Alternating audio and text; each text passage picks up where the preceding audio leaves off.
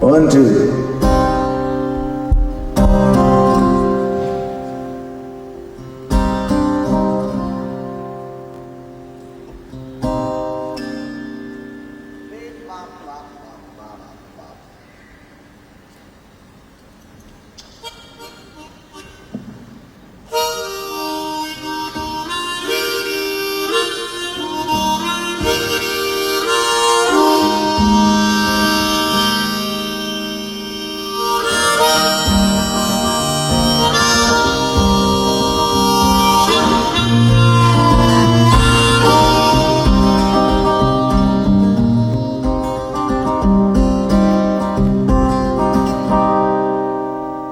Been walking along the railroad tracks, going some places, no going back. Highway patrol choppers coming up over the reef. Hot soup on a campfire under the bridge. Sounds nice in here. Nice sounding place. Shuttle line stretching around the corner.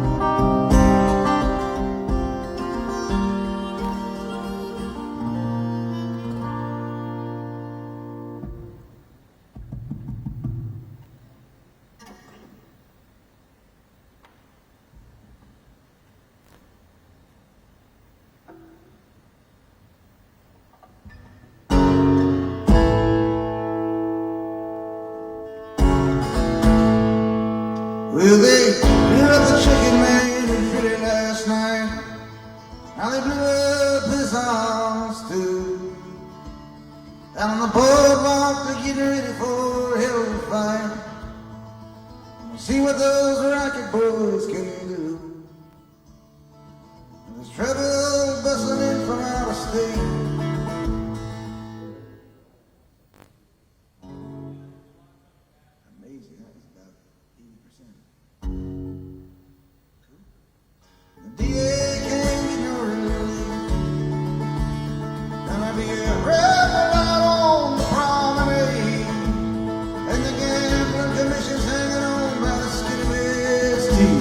Well now, everything dies, baby, that's a fact.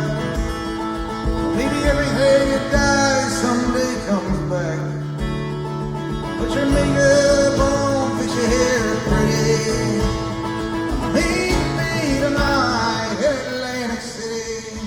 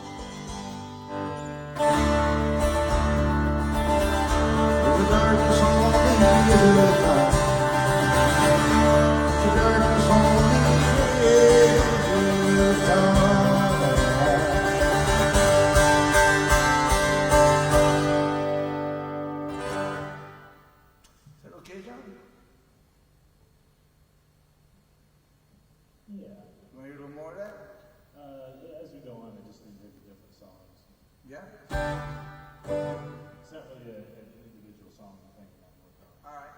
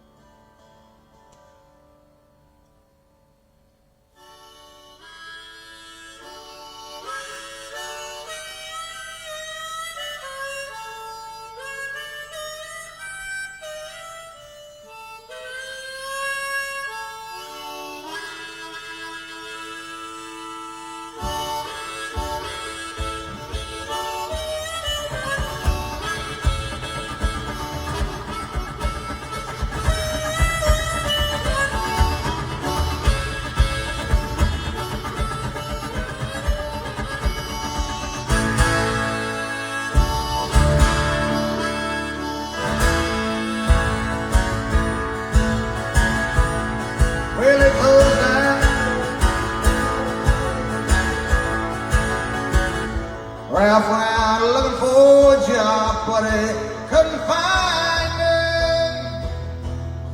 He came home too drunk from mixitary and wine. He got a dog shot in that clerk, now they call him Johnny 99. Down in a party town where if you hit a red light, you don't stop. Johnny waving his feather around, trading down above his top. Still waiting off many cops, snuck up on him from behind. Yeah, in front of left hand time, slapped this Johnny 99.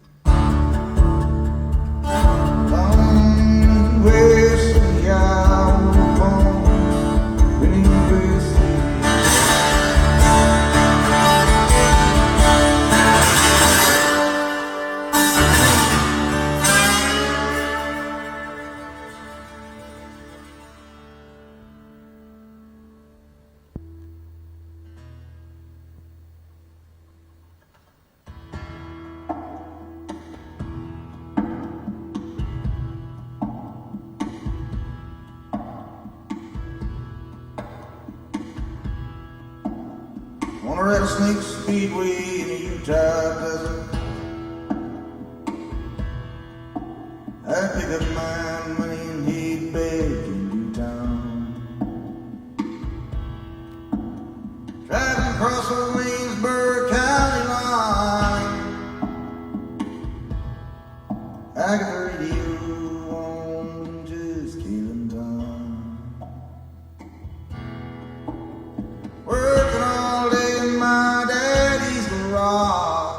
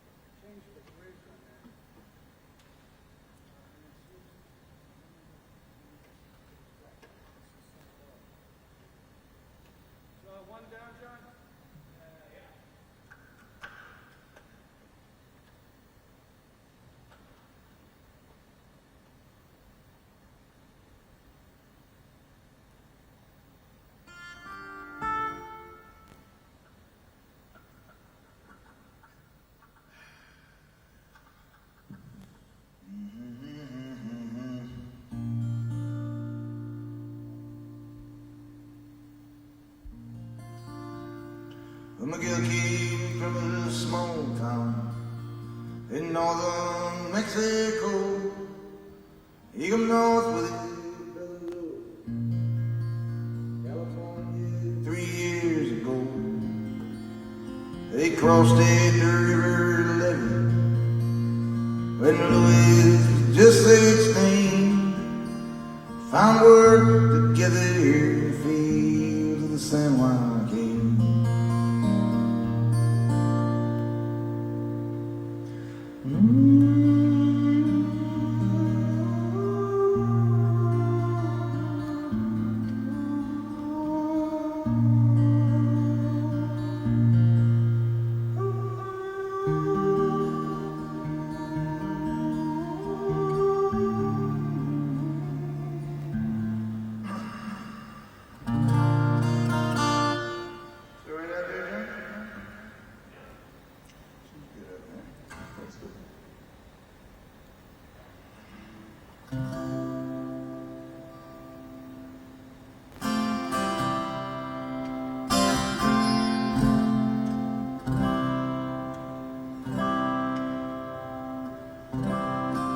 I got my discharge from Florida, took a place on the San Diego County line. Funny being a civilian again. It's been some time. My wife died a year ago.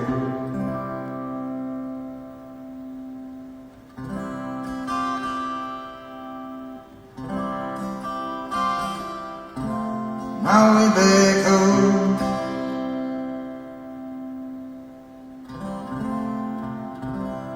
from the border patrol.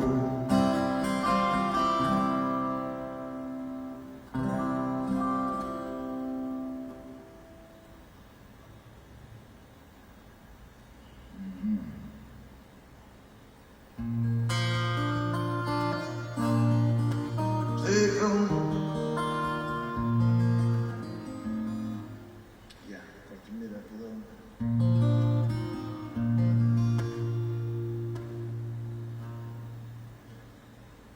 Bass.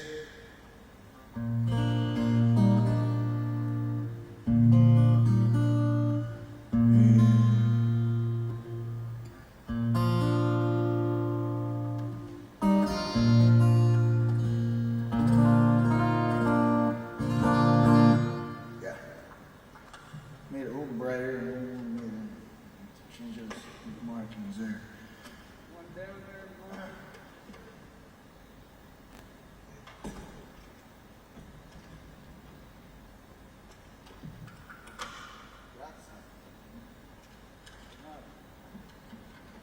Gracias.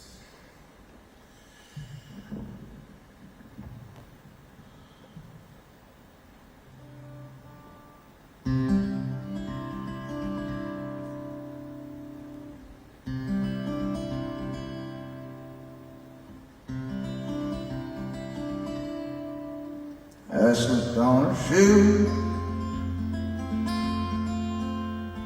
It's a perfect size 7. There's no smoking in the stone mountain. She crossed her legs and me. I was 29. It was a small town bank.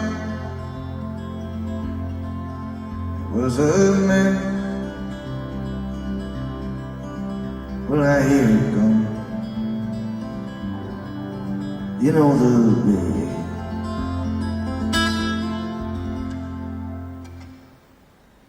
All right.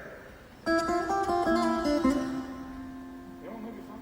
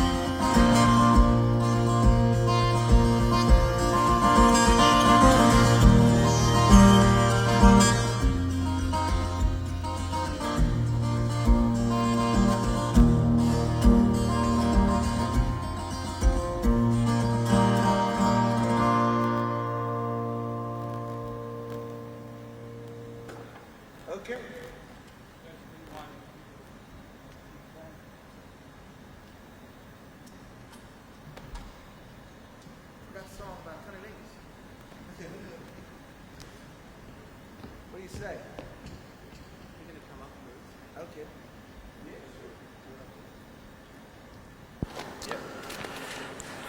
All right? Okay. Well, Bruce, this is really indeed an honour. I was just saying to you before, the first concert way back at this theatre I ever saw was with Roy Orbison and the Rolling Stones. Yeah. And that was a mind blower then. And to be here watching you do this sound check is a real honour. Hey, wait till the show starts. That's I can't wait for the show. I can't wait for the show. Now listen, with, after the epic interview I did last time, Yes, we spent years together one afternoon. another album since then, The Ghost of Tom Joad. I mean, that's the excellent album. Thanks. You sort of really gave no hint back then that you may be doing something like this, you know? Probably didn't know I was going to do it. I think usually I go in the studio and I start putting some things down. The Tom Joad record really was a part of a record that was like, there were 30 songs or 35 songs, the other half of which was really sort of country music almost. I had a small band and a steel guitar, Right. and a lot of it was sort of, so this stuff was sort of the quiet material of that material. The other material was a little lighter and a little more miscellaneous. And in the end, what we did, we sort of edited out the stuff that fit together really well, and I wanted to make a record that was sort of really austere and very specifically about certain things, and so that's how that group of material came together. But when I go in, I just go in and I start recording. I try to see what sounds good. I try to see what seems to be holds the most promise, and then I follow that, and then the tour follows that. So. Now, the inspiration of Tom Joad, of the character itself, came from what? It was a Steinbeck novel. Yeah, Grapes of Wrath. You know, which I saw the film first. You know, I was like, yeah, of course. You know, and then I went. I mean, I read some Steinbeck in high school, but you're not paying attention. You know. Yeah. So the first thing that really grabbed a hold of me was the film, and then I went out and I got the novels and things like that. But really, that was sort of came out of a conversation I was having with myself about, you know, you get to reach a certain, I got a bunch of little kids of a certain age, and you wonder where all those things in you, you know. So that's the song sort of developed. That character was always sort of a symbol of, I suppose, a certain sort of realistic idealism, you know, hard-won idealism. Well, I mean, with the album, which it takes you on a sort of almost a journey, with the Tom Joad and Grapes of Wrath, of reading then a lot about it, will you take, is that where you expand the whole thing in your own mind, as far as maybe I could take a song from the thought of that, or how does that work? It's a lot more abstract. It's really not. It's not that cohesive. I wish it could be done like that, because then I could just say, oh, I want to do this, then I could go home and do it and come back sooner. But I think usually I'm trying to find a good song, so I'm struggling to create characters that feel real and alive, and whose story is both personal and yet has implications, you know. And I'm sort of just fumbling around trying to find those songs, and if you do it within a certain period of time, usually they hang together in a certain way. Like I met a guy in Arizona, a Mexican fella that had a brother, ended up 6 years later somehow becoming a part of Sinaloa Cowboys, and then once I got in that part of the country, which was the Southwest where I was living at the time, then I sort of followed that with some other songs. I found, you know, some about street kids in San Diego, or guys working on the border patrol along the Mexican border, and so then I worked in that area for a while and came up with 3 or 4 songs that was just kind of fertile ground. But it's sort of a stumbling along process, you know. When you're doing that, I mean, is there only one instrument you take to write your songs on? Or yeah, I'm just sitting there with a guitar usually, you know, and then I have a notebook filled with sometimes just ideas for songs, sometimes an outline of a character, sometimes a theme I'd like to write about. And I just sort of sit there and start strumming and trying to, you know, really sort of slowly put it together. It happens very instinctively. It's not really particularly a self-conscious process. It's sort of you're in the process of finding out about that character, finding out about yourself, and seeing where you're going to go, you know. I mean, even with like Streets of Philadelphia and now Dead Man Walking, did you have to sort of see the film? Or I never saw any of those movies, but when I wrote those songs, you know. Well, actually, I had seen. Did I see Dead Man Walking? I hadn't seen Streets of Philadelphia. It really just called me up, and said I had an idea what the movie was about. I'd read Sure. a little bit about it in the newspapers, and he said he was looking for a certain type of song, which was I forget how he put it. He was looking. We wanted a rock song, a big noisy, but in the end, I came up with sort of that small little song, and I sent that off to him. And I never saw the picture though until I went to the theater. With this tour, let's go into the tour. I mean, here it is, the one-man show, surrounded by Many guitars. many guitars, all black too. You know? Just explain. You were saying before. I mean, each guitar tuned differently. It's just effect. yeah. What happens when I sort of said, well, initially I thought I'd bring a few musicians along, but there's really something that happens when it's just you and it's just the audience and there's nothing else, you know. And even when you added a few musicians, it started to dilute some certain sense of personalness and immediacy, and so I tried to put something together I could do just by myself. And so there's a lot of different guitar tunings and a lot of a few unique tunings just that work for me on the songs I'm using them on, you know. And it changes the color during the course of the evening, so it's a relatively long evening, and so I use a lot of the different tunings to just keep people's ears fresh, and you change locations, and you know, there may be something that sounds a little more Spanish tuning, and something that sounds a little more modal, or so it varies. It's to keep the night sort of from being too boring. When you first ever picked up an acoustic guitar, did you realise how much it can be used as a whole musical instrument? That it's, because you think of acoustic guitar as just a guitar, but yeah, generally, just leading the sound check, you make it. I used to play by myself way before I'd ever had a record deal. I still used to do both things. I had a band, and then I'd go in a coffee house and play a bunch of different songs on my own, you know. But the new acoustic guitars, which are really acoustic electric, have allowed you to have a tremendous dynamic range. You can come out, you can hit on them, you can use them so many different ways to get so many different percussive effects, and then the level of volume that you can reach is you can get a real big, pretty big thundering sound, you know. Well, I can't wait to come to the concert. Some friends of mine have been to every concert up in Sydney. Wow. And I mean, the reports, obviously you're enjoying it. Yeah, it's been great here. We've had great audiences. You know, I didn't know what to expect. I haven't been here in a long time, and you're a little nervous coming back. And like I've been saying, you don't know if people are going to be pissed off. You haven't been back in a while, so it was really just real satisfying for me. I've been having a great time, and the fans have been fabulous. We've had great audiences. Well, I've got to say, it's great to have the boss back in town. Thanks. Nice to be here. Good to see you again. Yeah, and best of luck at the Grammys as well. 3 nominations again. You must be getting bored with awards. I don't know. We'll see, you know. All right. Thank you very much. All man. right. Take care. Okay, thanks. Thank you. Yeah. Thanks, Mom. Thank you. Appreciate it. Whoops, I'm leaving with your stuff. I appreciate your time. My pleasure. There you go. Could I just get you to sign a friend of mine who's been to all your concerts? He's a rock writer. And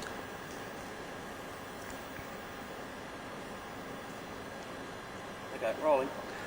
hi, welcome to tonight's special, a very, very big special tonight, because we have the boss himself, the man they call the boss, and without a doubt he is the boss of music, Mr. Bruce Springsteen.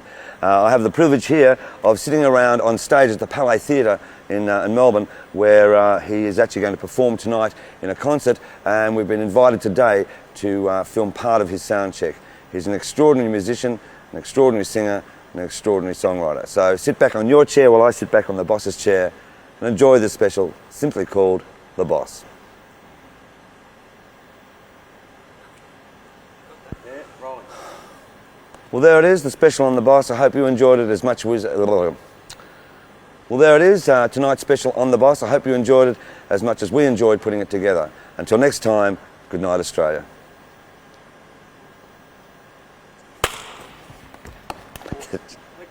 I'm recording. All right. Well, I certainly hope you enjoyed that special on The Boss. We certainly had a great time putting it together. Until next time, stay cool. One more.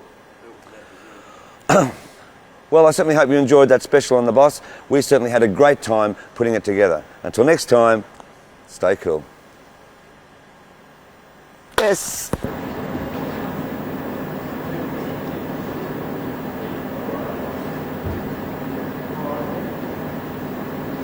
We'll just go outside. You know, we go outside. Okay.